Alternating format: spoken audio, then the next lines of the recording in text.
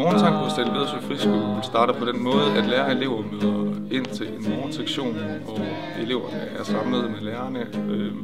Her synger vi morgensang og hører en morgenfortælling. De sange, vi synger til morgensang, har ofte en historisk relevans, som kunne være sange af Grundtvig eller salmer, andre sange, mens nu at vi også altid har en børnesang eller en verdslig sang indover. Derudover så tager lærerne ofte udgangspunkt i tekster, som har en handling om generel etik og moral. Og det kan være myter, sagn eller bare fiktive historier, som har en pointe.